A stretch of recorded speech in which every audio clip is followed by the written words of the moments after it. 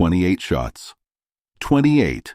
Ecuador had one of the most dominant territorial performances of this entire tournament, and yet they could not find the back of the net. Not once. Not against a team from an island with a population smaller than most major cities. Not against a goalkeeper who, just 6 days ago, conceded 7 goals. Because standing between Ecuador and their World Cup survival was one man, one extraordinary man, who turned in what may be the single greatest goalkeeping display in the history of this tournament. 15 saves in 90 minutes, and we need to talk about it. Right now. Welcome to SoccerVault, your daily home for World Cup 2026 breakdowns, analysis, and the moments that matter. If you are not subscribed yet, do it right now.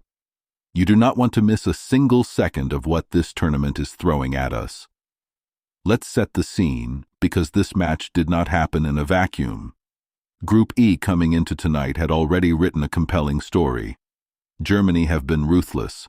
They demolished Curaçao 7-1 in their Group E opener on June 14th, with Kai Havertz scoring twice and Jamal Musiala adding another in a display of pure clinical power.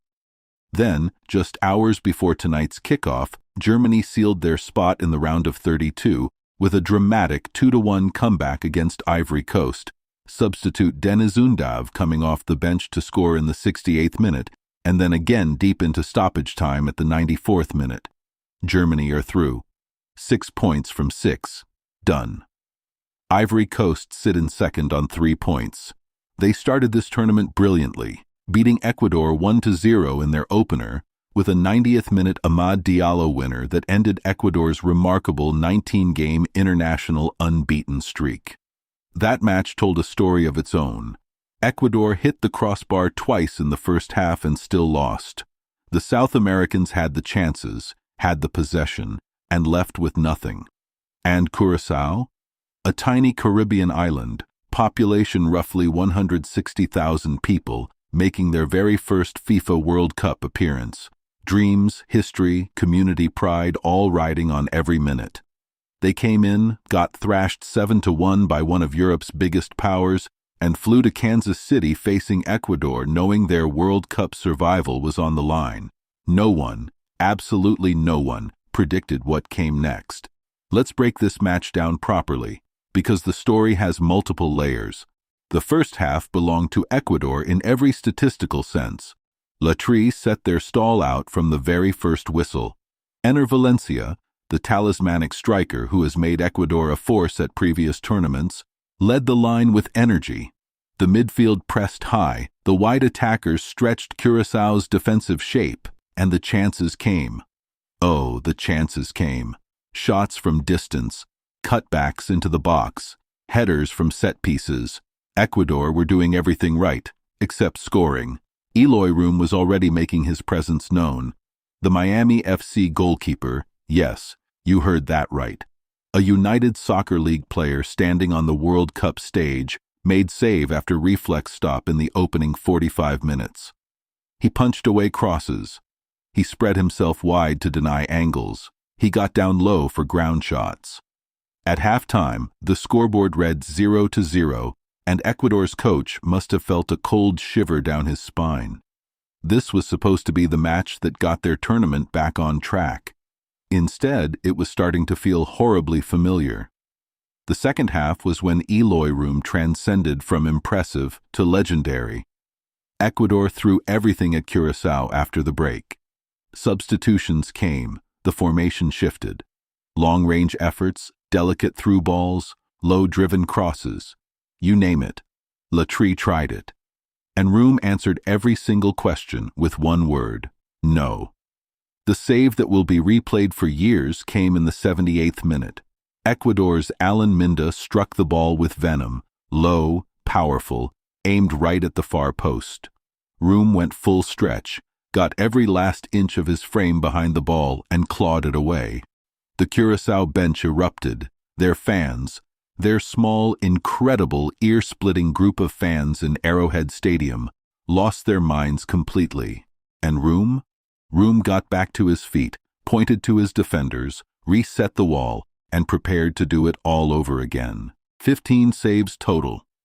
15. Here is the number that puts this into historic perspective. Tim Howard's performance for the United States against Belgium in 2014 is considered one of the greatest goalkeeping displays in World Cup history. 16 saves over 120 minutes of football. Room produced 15 saves in 90. He is now the holder of the most saves by any goalkeeper in a regulation-time World Cup match since records began in 1966. The World Cup single-game record overall was set with the luxury of extra time. Room did this in 90 flat. Think about that. And now the tactical question, because the stats demand we ask it. How does a team produce 28 shots, with 15 hitting the target, and walk away with 0 goals? Ecuador's XG for this match by most models was somewhere between 2.0 and 2.8. That means, on average, if you gave that sequence of chances to 100 different teams, almost all of them score at least once. Ecuador found the 1 in 100 where they didn't. Part of that is Room's brilliance, absolutely. But part of it is Ecuador's decision-making in the final third, which has been genuinely alarming across 2 matches. They are a team that creates brilliantly and finishes poorly. Against Ivory Coast, they hit the crossbar twice in the first half and still walked away with nothing. Tonight, 28 shots, 15 on target, and nothing. There is a pattern forming that cannot be dismissed as bad luck. At some point, a clinical striker makes one of those chances count. Ecuador don't have one, and at this World Cup, that is a fatal flaw. Dick Advocaat, the 78-year-old Curaçao head coach who is, by the way, the oldest manager in World Cup 2026, set his team up brilliantly. Compact lines, 5 defenders soaking up pressure, full trust placed in Room to deal with whatever got through. It was a masterclass in defensive organization from a man who has been coaching professional football since before some of Ecuador's players were born. Here is my take, and I know not everyone will agree with me on this. Ecuador are in crisis, not just a result crisis, an identity crisis. This is a South American nation with Premier League caliber players, a proud football culture, and real World Cup pedigree, and they have now produced, across 2 consecutive matches, the kind of attacking impotence that should have their football federation asking serious structural questions. 28 shots against Curaçao, a team that conceded 7 goals 6 days ago. 7. Germany did in one game what Ecuador couldn't do at all. If you are an Ecuador fan watching this, you are not just frustrated, you are embarrassed. Enter Valencia, the captain, the talisman, the leader. Where was he when it mattered most? The answer is present, hardworking, dangerous at times, but ultimately unable to provide the moment his country desperately needed. I am not here to pile on a team that is clearly trying, but trying is not enough at a World Cup. Executing is enough. And Ecuador cannot execute right now. Someone needs to say it. Where does Group E stand going into the final round of fixtures? Germany are through, 6 points, qualification confirmed, they will finish first. Ivory Coast sits second on 3 points. Both Ecuador and Curaçao are on 1 point each. The final group matches take place on June 25th. Ecuador face Germany, Curaçao face Ivory Coast.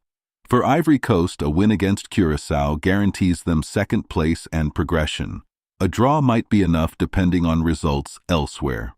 For Curaçao, a win over Ivory Coast, combined with Ecuador somehow beating Germany, could see them advance as one of the best third-place finishers.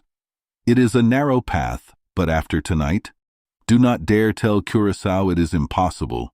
For Ecuador, mathematically they can still qualify, but it requires beating the world's most informed team, Germany, while also hoping Curaçao repeat tonight's heroics against Ivory Coast. It is a mountain that, based on everything we have seen, Ecuador simply do not have the climbing equipment for. If they had converted even 2 of those 28 shots tonight, we would be talking about a path to the knockouts. Instead, we are talking about their likely elimination. Watch the June 25th fixtures very closely. Group E has one more twist to deliver. What Eloy Room did tonight will be talked about for as long as this sport is played.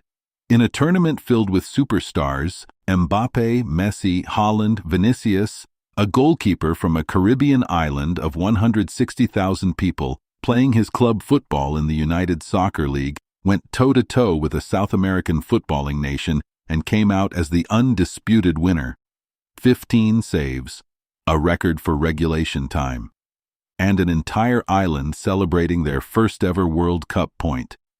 That is football. That is why we watch. That is why we are here every single day breaking this tournament down for you. If this video gave you something, if you felt that moment in the 78th minute like I felt it, smash that like button, subscribe to SoccerVault, and tell me in the comments, is Eloy Room's performance the greatest goalkeeping display you have ever seen at a World Cup? I want to hear your take. See you next time. Let's go.